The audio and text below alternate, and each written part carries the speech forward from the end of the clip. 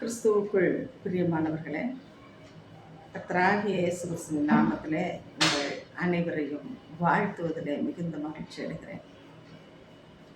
நாளைக்கு முன்பு மீண்டுமாக உங்களை சந்திப்பதிலே மிக்க மகிழ்ச்சி அடைகிறேன்.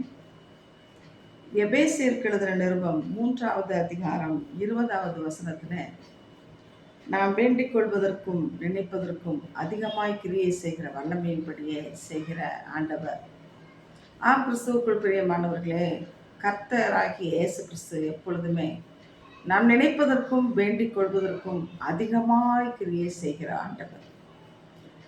நமக்குள்ளாக அதிகமாய் கிரியம் செய்கிற வல்லமையின்படியே அவர் செய்கிற ஆண்டவர் என்று நாம் பார்க்கிறோம்.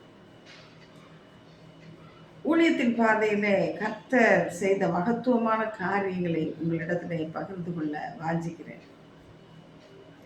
கிறிஸ்துவுக்குள் பிரியமானவர்களே, ஒரு முறை ஜெப கொடுகை நடந்து கொண்டிருந்தது. அப்பொழுது வடக்கன்குளம் பகுதியில் ஊழியம் செய்து கொண்டிருக்கிற அருமையான ஊழியக்காரர் செல்வமணி அவர்கள் 2 சகோதரிகளை அழைத்து கொண்டு ஜெபிக்கும்படியாக கடந்து வந்தார்கள். அதிலே அவர்கள் இருவரும் சகோதரிகள். அதிலே வந்த தங்கை ஒரு மனிதரை மிகவும் நேசித்து தன் வீட்டிற்கு தெரியாமல் திருமணம் செய்து கொண்டார்கள். சென்னை பட்டணத்தில் வந்து வீடு எடுத்து அவர்கள் வாழ்ந்து கொண்டிருக்கிறார்கள். ஒரு நாள் அந்த இருவரும் மொட்டை மாடியிலே போய் பந்து விளையாடி கொண்டிருக்கிறார்கள். ஒருவருக்கொருவர் தூக்கி போட்டு பந்து விளையாடும் போது பந்து மொட்டை மாடியிலிருந்து வெளியே விடுகிறது. அதை எம்பி பிடிக்கும்படியாக அந்த வாலிபன் முயற்சிக்கும் போது தலை குப்புற கீழே விழுந்து சுய நினைவு இழந்து கோமா ஸ்டேஜுக்கு போய்விட்டார். இந்த பெண்ணுக்கு என்ன செய்வதென்று தெரியவில்லை. தூக்கி கொண்டு மருத்துவமனைக்கு செல்லும் போது அங்கே கோமா ஸ்டேஜ். தன்னுடைய கழுத்தில் காதில் இருந்த நகைகளை எல்லாம் விற்று அந்த கணவருக்கு அவள் வைத்தியம் செய்கிறாள். நினைவு திரும்பவில்லை. அந்த வாலிபனுடைய தாய் தகப்பன் இப்படி ஒரு பெண்ணை கூட்டிக் கொண்டு வந்து வாழ்கிறானே என்று சொல்லி அவனை வீட்டில் சேர்க்கவில்லை. ஆனால் தன் மகன் இப்படி நின்று கிடைக்கிறான் என்று தெரிந்த உடனே அவர்கள் மருத்துவமனைக்கு வருகிறார்கள். இந்த பெண்ணால் மறுபடியும் செலவு பண்ண முடியாத ஒரு சூழ்நிலை. அப்பொழுது இந்த அருமையான வாலிபனுடைய தாய் தகப்பனார் இந்த பெண்ணை வெளியே அனுப்பிவிட்டு இந்த மகனை கூட இருந்து வைத்தியம் பார்க்கிறார்கள்.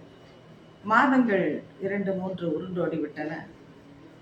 அங்கே போய் கணவரை பார்க்க அவர்களுடைய பெற்றோர் அனுமதிக்கவில்லை.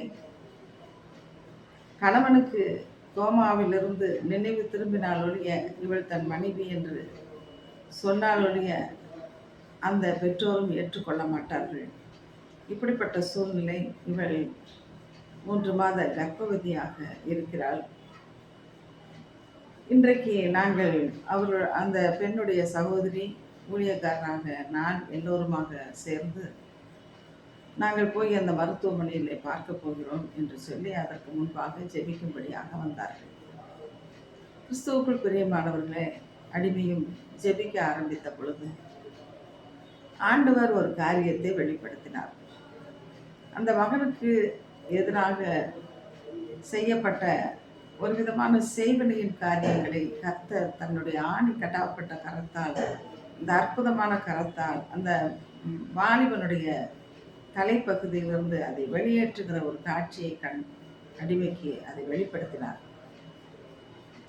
ஜெப முடிவில் நான் அந்த ஊழியக்காரர்களிடத்தில் சொன்னேன், ஐயா, அந்த மகன் சுய நினைவு திரும்பி இருப்பான், நீங்கள் நிச்சயமாக போய் பார்க்கும்போது என்று சொல்லி ஜெபித்து அனுப்பிவிட்டேன். கிறிஸ்துவுக்குள் பிரியமானவர்களே, அவர்கள் மருத்துவமனைக்கு செல்லும்போது அருமையான அந்த மகன் சுய நினைவோடு கூட உட்கார்ந்திருக்கிறான்.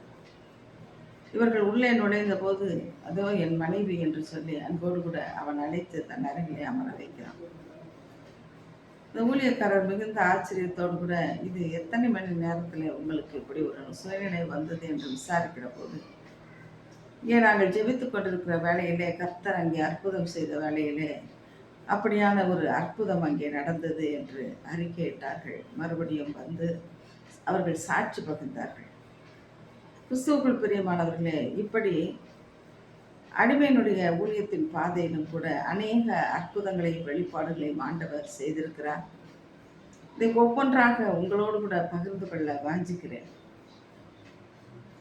நிச்சயமாக நம் தேவன் நினைப்பதற்கும் வேண்டுவதற்கும் அதிகமாய் கிரியை செய்கிற வல்லமையின்படியே செய்கிற ஆண்டவர்.